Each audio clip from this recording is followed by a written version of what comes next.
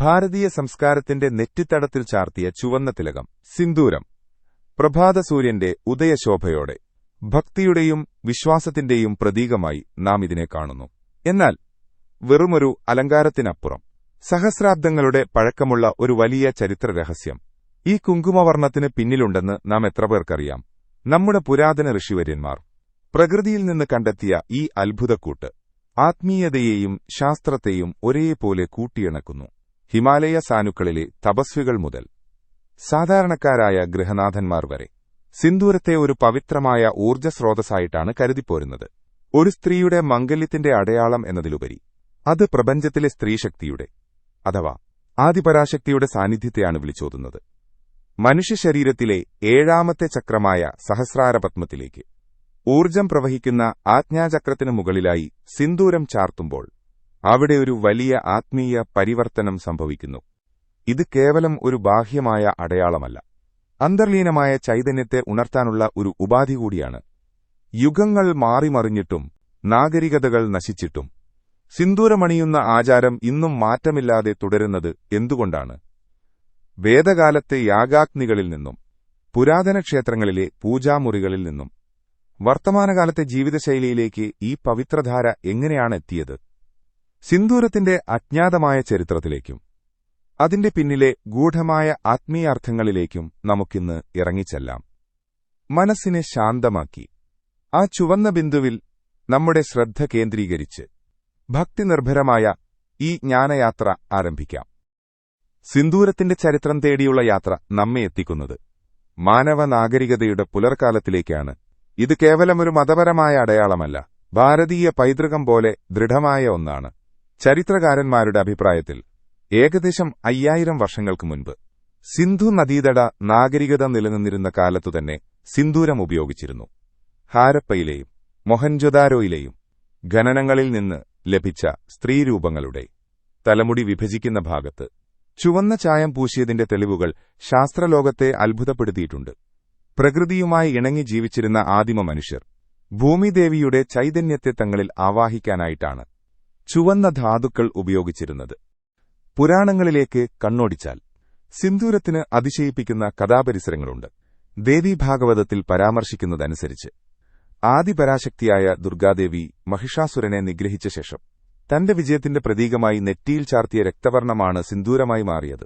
ഇത് തിന്മയുടെ മേൽ നന്മ നേടുന്ന വിജയത്തെയും സ്ത്രീശക്തിയുടെ ജ്വലിക്കുന്ന പ്രഭയെയുമാണ് സൂചിപ്പിക്കുന്നത്. അതുപോലെ പാർവതീദേവി ഭഗവാൻ ശിവനെ തപസ് ചെയ്ത് സ്വന്തമാക്കിയപ്പോൾ തന്റെ സമർപ്പണത്തിന്റെ അടയാളമായി സിന്ദൂരം ചാർത്തിയെന്ന് വിശ്വസിക്കപ്പെടുന്നു. അതുകൊണ്ടാണ് ഇന്നും സുമംഗലികൾ തങ്ങളുടെ പതിയുടെ ആയുസ്സിനായി ദേവിയെ പ്രാർത്ഥിച്ച് സിന്ദൂരമണിയുന്നത്. രാമായണത്തിലെ ഹനുമാൻ സ്വാമിയുടെ കഥ ഇവിടെ പ്രത്യേകം സ്മരണീയമാണ്.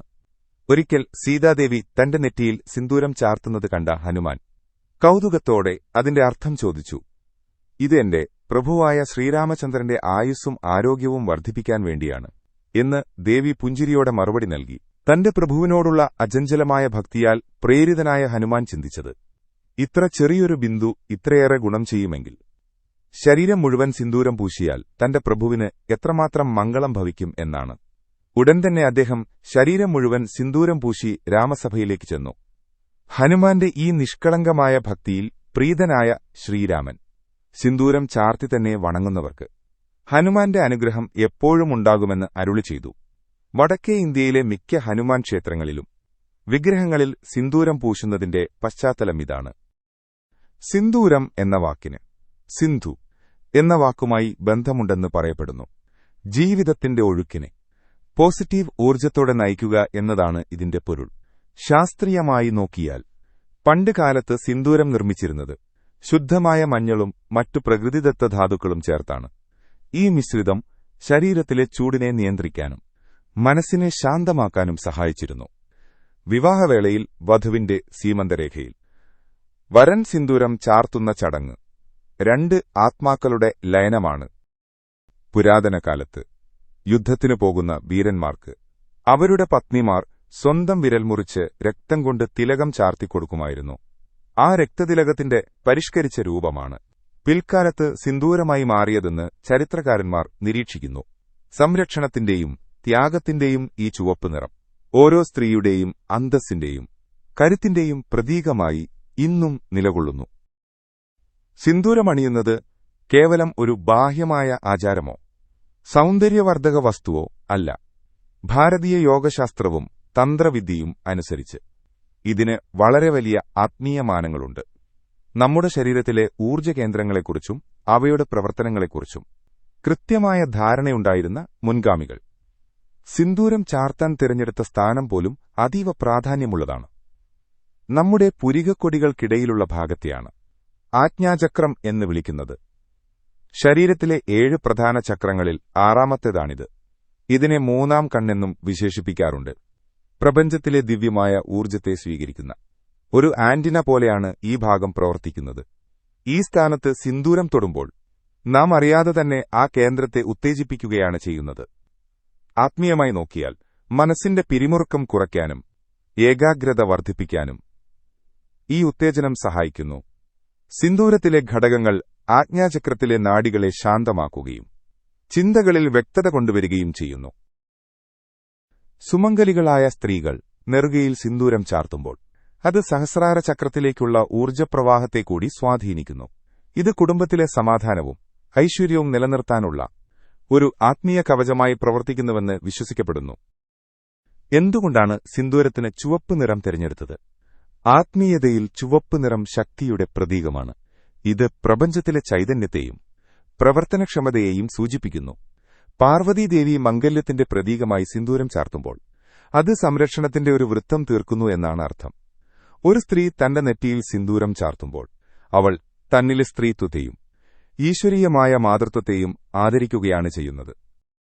സിന്ദൂരം ചാർത്തുന്നത് ഭക്തിയുടെ ഒരു പരമമായ അവസ്ഥയാണ് സൂചിപ്പിക്കുന്നത്. ഒരു ഭക്തൻ ദൈവത്തിനു മുന്നിൽ സിന്ദൂരം അർപ്പിക്കുമ്പോഴോ നെറ്റിയിൽ ചാർത്തുമ്പോഴോ തന്റെ അഹങ്കാരത്തെ ഈശ്വരപാദങ്ങളിൽ സമർപ്പിക്കുന്നു എന്നൊരു അർത്ഥം കൂടിയുണ്ട്. ചുവന്ന സിന്ദൂരം ആത്മസമർപ്പണത്തിന്റെ അഗ്നിയെയാണ് ജ്വലിപ്പിക്കുന്നത്. മറ്റൊരു പ്രധാന വശം ഇത് ഭൗതികവും ആത്മീയവുമായ ജീവിതങ്ങൾ തമ്മിലുള്ള സമന്വയമാണ്. ലൗകിക ജീവിതത്തിൽ വ്യാപരിക്കുമ്പോഴും ലക്ഷ്യം ഈശ്വരസാക്ഷാത്കാരമാണെന്ന് സിന്ദൂരമണിയുന്ന ഓരോ നിമിഷവും നമ്മെ ഓർമ്മിപ്പിക്കുന്നു.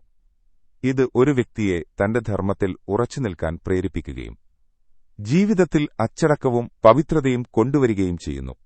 കൂടാതെ തന്ത്രശാസ്ത്രപ്രകാരം സിന്ദൂരം മംഗളകരമായ ഒരു രക്ഷാകവചമാണ്. ദുഷിച്ച കണ്ണുകളിൽ നിന്നും നെഗറ്റീവ് ഊർജ്ജങ്ങളിൽ നിന്നും സംരക്ഷണം നൽകാൻ ഈ കുങ്കുമശോഭയ്ക്ക് കഴിയുമെന്ന് വിശ്വാസികൾ കരുതുന്നു. ക്ഷേത്രങ്ങളിൽ പോയി വരുമ്പോൾ നാം സിന്ദൂരം തൊടുന്നത് അവിടെ നിന്ന് ലഭിച്ച പോസിറ്റീവ് ഊർജ്ജത്തെ നമ്മുടെ ഉള്ളിൽ തന്നെ നിലനിർത്താൻ വേണ്ടിയാണ്. ഈ ആത്മീയ രഹസ്യങ്ങൾ മനസ്സിലാക്കി സിന്ദൂരം ചാർത്തുമ്പോൾ അത് കേവലം ഒരു ചടങ്ങല്ല, അതൊരു വലിയ ധ്യാനമായി മാറുന്നു. സിന്ദൂരത്തിന്റെ ചരിത്രവും ആത്മീയതയും നാം മനസ്സിലാക്കി. എന്നാൽ വർത്തമാനകാലത്തെ നമ്മുടെ ജീവിതത്തിലേക്ക് ഈ പവിത്രമായ അടയാളം എന്ത് സന്ദേശമാണ് നൽകുന്നത്? കേവലം ഒരു ആചാരമെന്നതിലുപരി സിന്ദൂരം നമുക്ക് പകർന്നു തരുന്നത് മഹത്തായ ചില ജീവിതപാഠങ്ങളാണ്. 1. ഉത്തരവാദിത്തബോധവും സമർപ്പണവും. ഒരു സ്ത്രീ സിന്ദൂരം ചാർത്തുമ്പോൾ അവൾ ഒരു കുടുംബത്തിന്റെ മുഴുവൻ വിളക്കായി മാറുകയാണ് ചെയ്യുന്നത്. ഇത് നമുക്ക് നൽകുന്ന ഒന്നാമത്തെ പാഠം സമർപ്പണമാണ്. സ്വന്തം താൽപര്യങ്ങൾക്കപ്പുറം മറ്റുള്ളവരുടെ ക്ഷേമത്തിനായി നിലകൊള്ളുന്ന സ്നേഹത്തിന്റെ പ്രതീകമാണത്. ഇന്നത്തെ സ്വാർത്ഥത നിറഞ്ഞ ലോകത്ത് പരസ്പര ബഹുമാനത്തോടും ഉത്തരവാദിത്തത്തോടും കൂടി ഒരു ബന്ധത്തെ എങ്ങനെ മുന്നോട്ടു കൊണ്ടുപോകാം എന്നതിന്റെ ഓർമ്മപ്പെടുത്തലാണിത്. 2. ആത്മവിശ്വാസവും അന്തസ്സും. സിന്ദൂരമണിയുന്നതിലൂടെ ലഭിക്കുന്ന മാനസികമായ ഒരു കരുത്തുണ്ട്. അത് ഭാരതീയ പൈതൃകത്തോടുള്ള അഭിമാനമാണ്. ആധുനികതയുടെ അതിപ്രസരത്തിൽ പലരും തങ്ങളുടെ തനിമ മറച്ചുപിടിക്കാൻ ശ്രമിക്കുമ്പോൾ താൻ വിശ്വസിക്കുന്ന മൂല്യങ്ങളെ നെറ്റിയിൽ ധൈര്യപൂർവ്വം ചാർത്തുന്നത് വലിയൊരു ആത്മവിശ്വാസമാണ് നൽകുന്നത്. ഈ ആത്മവിശ്വാസം ജീവിതത്തിലെ ഏത് പ്രതിസന്ധിയെയും നേരിടാൻ നമ്മെ പ്രാപ്തരാക്കുന്നു. 3. മനസ്സിന്റെ നിയന്ത്രണം. സിന്ദൂരം ചാർത്തുന്ന ആജ്ഞാചക്രം ബുദ്ധിയുടെ കേന്ദ്രമാണെന്ന് നാം കണ്ടു. ജീവിതത്തിൽ വികാരങ്ങൾക്കടിമപ്പെടാതെ ബുദ്ധിപൂർവ്വം തീരുമാനങ്ങളെടുക്കാൻ ഈ ചൈതന്യം നമ്മെ പ്രേരിപ്പിക്കുന്നു. ദേഷ്യം, അസൂയ, ഉത്കണ്ഠ എന്നിവ തോന്നുമ്പോൾ നെറ്റിയിലെ ആ ചുവന്ന ബിന്ദുവിനെക്കുറിച്ച് ചിന്തിക്കുന്നത് മനസ്സിനെ പെട്ടെന്ന് ശാന്തമാക്കാൻ സഹായിക്കും. വികാരങ്ങളെ നിയന്ത്രിക്കുക എന്നത് ഇന്നത്തെ കാലത്ത് ഏറ്റവും വലിയൊരു ജീവിതകലയാണ്. 4. ഐക്യവും സാഹോദര്യവും. സിന്ദൂരം ജാതിമത ഭേദമന്യേ ഭാരതീയതയുടെ അടയാളമായി മാറിയിട്ടുണ്ട്. അത് വിഭാഗീയതകൾക്കപ്പുറം നമ്മെ ഒരുമിപ്പിക്കുന്നു. വടക്കേ ഇന്ത്യയിലായാലും തെക്കേ ഇന്ത്യയിലായാലും സിന്ദൂരത്തിന് ഒരേ പവിത്രതയാണുള്ളത്. വൈവിധ്യങ്ങൾക്കിടയിലും നമ്മെ കോർത്തിണക്കുന്ന ആത്മീയമായ ഒരു ചരടായി ഇതിനെ കാണാം. മറ്റുള്ളവരിലെ ഈശ്വര ചൈതന്യത്തെ ആദരിക്കാനും സ്നേഹിക്കാനും ഇത് നമ്മെ പഠിപ്പിക്കുന്നു. 5. പ്രകൃതിയോടുള്ള കടപ്പാട്. യഥാർത്ഥ സിന്ദൂരം പ്രകൃതിദത്തമായ മഞ്ഞളിൽ നിന്നും ഔഷധങ്ങളിൽ നിന്നുമാണ് നിർമ്മിക്കുന്നത്. ഇത് പ്രകൃതിയും മനുഷ്യനും തമ്മിലുള്ള അഭേദ്യമായ ബന്ധത്തെ സൂചിപ്പിക്കുന്നു. നമ്മുടെ ആരോഗ്യവും ആത്മീയതയും പ്രകൃതിയുമായി ബന്ധപ്പെട്ടിരിക്കുന്നു എന്ന വലിയ സത്യം ഇത് ഓർമ്മിപ്പിക്കുന്നു.